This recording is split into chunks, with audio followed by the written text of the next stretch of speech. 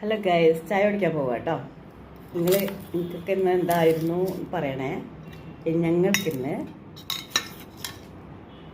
Egg റോസ്റ്റാണ്. Egg roast ഇഷ്ടമില്ലാത്തവരാരും ഇല്ലല്ലോ, എല്ലാവർക്കും ഇഷ്ടം തന്നെയാവും അല്ലേ. അപ്പോൾ വളരെ എളുപ്പത്തിൽ ഉണ്ടാക്കാൻ പറ്റും കേട്ടോ, ഈസി എഗ് റോസ്റ്റ്. അപ്പോൾ ഞാൻ അതെങ്ങനെയാണ് ഉണ്ടാക്കണേന്ന് കാണിച്ചു തരാം. ഇതിൽ പൊറോട്ട കൂട്ടിയാണ് കഴിക്കണേ. പൊറോട്ട ഞാൻ ഉണ്ടാക്കിയതല്ല, വാങ്ങിച്ചതാട്ടോ. ഇന്നലെ വാങ്ങിയതാണ്. അപ്പോൾ ഇത് ഞാൻ ഓവനിൽ വെച്ചിട്ട് ചൂടാക്കി. അപ്പോൾ ഇത് കൂട്ടി കഴിക്കാൻ നല്ല അടിപൊളി ടേസ്റ്റ്. എനിക്ക് പൊറോട്ട അത്ര വലിയ ഇഷ്ടമൊന്നുമില്ല, പൊറോട്ട പ്രൊമോട്ട് ചെയ്യണമില്ല ഞാൻ കേട്ടോ. അതുകൊണ്ട് പൊറോട്ട വാങ്ങിച്ച് കഴിക്കണമെന്ന് ഞാൻ ഒരിക്കലും പറയില്ല. ഇതിപ്പോൾ ഗസ്റ്റ് വന്നപ്പോൾ വാങ്ങിച്ചതാണ്. അതുകൊണ്ട് അവർക്ക് ഇഷ്ടമാണ്, ഇഷ്ടമുള്ളവർക്ക് കഴിക്കാം.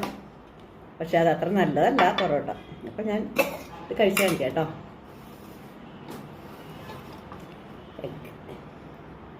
അതാണ് എനിക്കിഷ്ടം, അതെനിക്കിഷ്ടം.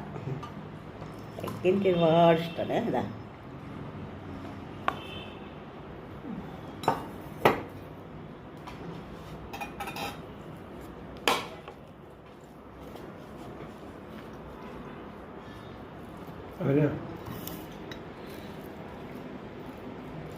അപ്പോൾ വർത്തമാനം പറയാൻ പറ്റില്ല. എഗ് റോസ്റ്റ് എങ്ങനെയാണ് ഉണ്ടാക്കിയെന്ന് ഞാൻ കാണിച്ചു തരാം കേട്ടോ. ഹലോ ഗൈസ്, ഞാനൊരു എഗ് റോസ്റ്റ് ഉണ്ടാക്കാനാട്ടോ. ഇതിപ്പോൾ ആദ്യം ഞാൻ ഇതിൽ ഒരു വെളിച്ചെണ്ണ ഒഴിച്ചിട്ട് വെറും സവാള മാത്രം ഒന്ന് വഴറ്റിയെടുക്കാനാണ്. അതിന് ശേഷം ഒരു ടൊമാറ്റോ ചേർക്കുന്നുണ്ട്, പിന്നെ ഒരു പച്ചമുളക്, 1-2 പച്ചമുളക് എരിവിനനുസരിച്ചിട്ട് നമുക്ക് എരിവിനനുസരിച്ചിട്ട് എത്ര വേണമെങ്കിലും ചേർക്കുക. അതേമാതിരി തന്നെ ക്വാണ്ടിറ്റി എത്ര കൂട്ടണമെങ്കിൽ സവാള എത്ര വേണമെങ്കിലും ചേർക്കാം. ഞാനിത് ഒരു 1.5 സവാളയാണ് എടുത്തിരിക്കുന്നത് കേട്ടോ. അപ്പോൾ എത്ര സവാള വേണമെങ്കിലും ചേർക്കാം. അത് മല്ലിയിലയുടെ തണ്ടാണ് ഞാൻ ഇട്ടത് കേട്ടോ.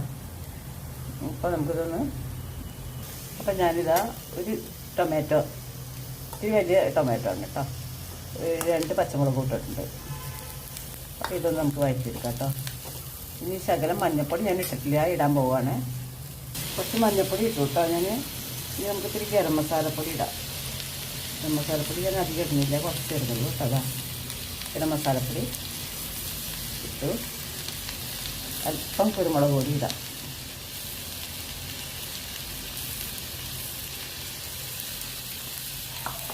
ഉപ്പ് ആവശ്യത്തിന് ഇട്ടിട്ടുണ്ട് കേട്ടോ. അപ്പോൾ ഇത് നന്നായിട്ടൊന്ന് റെഡിയായി വരട്ടെ. അപ്പം ഇനി നമുക്ക്, ഞാനിത് 2 പ്രാവശ്യം ഞാൻ തുറന്ന് ഇളക്കി നോക്കിയതാട്ടോ. ഇനിയിപ്പോൾ ഇത് ഒന്നുകൂടി നോക്കാം.